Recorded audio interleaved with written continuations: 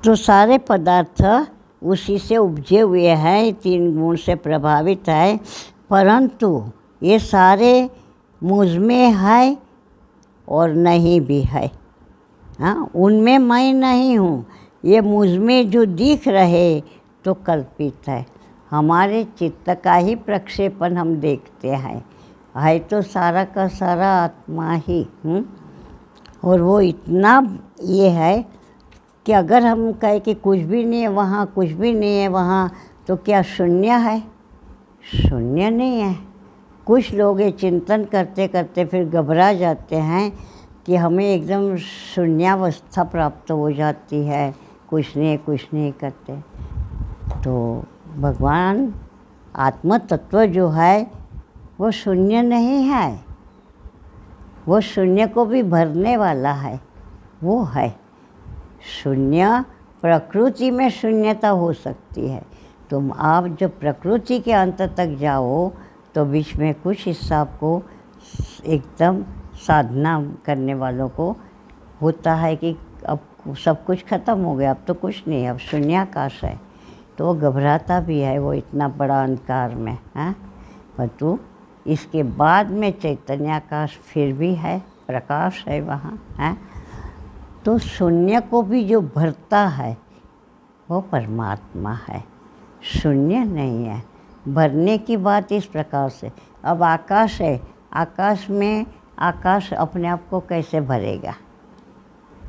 आकाश पोल है, अब पोल में कैसे भरा जाए कुछ? पोल में कुछ भरा नहीं जाएगा। तो जो आत्म तत्व आकाशवत कहते हैं, तो ये भूताकाश पोल है, अवकाश है, खाली जगह है। परंतु आत्माकाश जो है, परमाकाश जो है, वो पोल नहीं है, वो खाली जगह नहीं है, वो भरपूर है, ठोस है, इतना घन है कि वहाँ तो सुई की नोक के बराबर जगह नहीं है। तो शून्यता कहाँ से आएगी वहाँ? वहाँ शून्याभास, शून्याकाश कुछ भी नहीं है। वहाँ तो भरपूर है, आनंद ही आनंद है, आनंद घन है। वहाँ तो अस्थि मात्रा है, तत्व मात्रा है, वहाँ उससे रहित जगह ही नहीं है कोई। तो इसी प्रकार से वो शून्य को भी भरने वाला तत्व है। तो तू मुझे ही सब में रहा हुआ जान। ये तीन गुण से बना हुआ संसार और तीन गुण ही उसको चला तो रहे हैं, परंतु मैं उसमें रह नहीं रहा, ये मुझ में कल्पित है। 13वां श्लोक नंबर। त्रिभिर्गुणमयैर्भावैरेभिः सर्वमिदं जगत् मोहितं नाभिजानाति मामेभ्यः परमाव्ययम्। ये तीन प्रकार के गुणों के कार्य रूप, जो तीन प्रकार के गुण मैंने सत्व रज तमस भावों के द्वारा मोहित हुआ, मैंने तीन गुणों से प्रभावित भावों से मोहित हुआ। यह जगत सारा का सारा तीन गुणों से पर मुझ अविनाशी को तत्व से जान नहीं पाता। क्यों? क्योंकि तीन गुणों के भीतर उसी गुणों से प्रभावित है। जब गुणातीत अवस्था में जो संत जा सकता है, जो योगी जा सकता है, वो तो परमात्मा को तत्व से जान लेता है। इसीलिए भगवान ने कहा कि मुझे जानने की इच्छा ही कोई विरला करता है, और उन विरलाओं में से बहुत सारे जब प्रयत्न करते तो उसमें से कोई विरला मुझे तत्व से जानता है।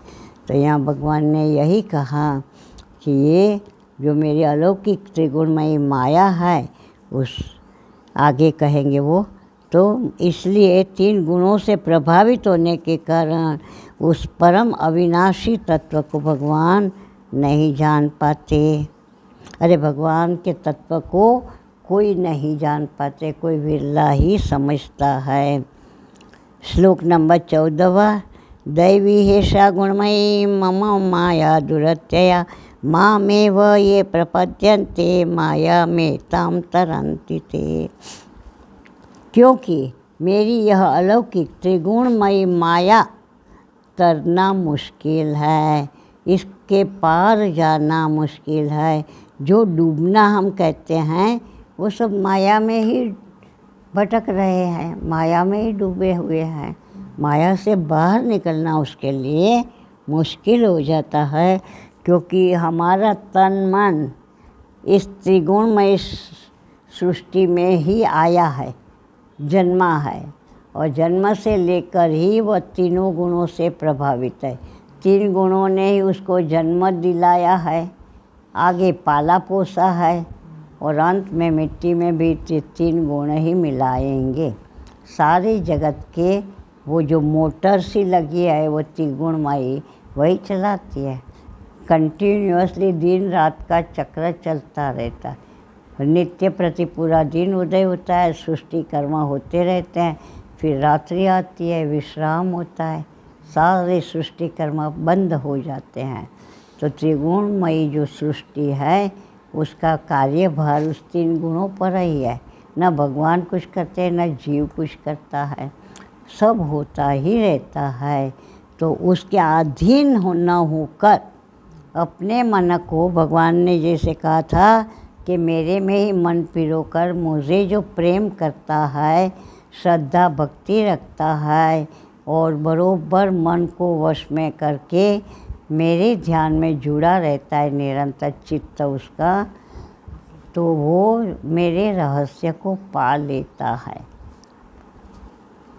तो यहाँ पर भगवान ने कहा कि ये तीन गुणों से अधीन जो रहेगा तो वो मेरी माया को, उसके लिए तरना मुश्किल होगा। परंतु ऐसे तो फिर अर्थ ही नहीं है, शास्त्र क्यों सुना रहे आप? अगर तरना किसी का बनता ही नहीं, इतनी प्रबल माया है, तो कहते हैं कि माया में तम तरंती ते। कौन? जो मेरी शरण में आता है, निरंतर मुझे भजता है, ये माम प्रपद्यन्ते। प्रपद्या शब्द है शरणागति। जो मेरी शरण में आ जाता है उसके लिए माया तरना आसान हो जाता है। माया उसका कुछ नहीं बिगाड़ सकती, क्योंकि माया दासी है, भगवान की आज्ञा में चलती है। और भगवान के भक्त को कोई परेशान करे तो भगवान उसको माफ़ नहीं करता। तो माया भी डरती है, उसके निकट नहीं जाएगी वो।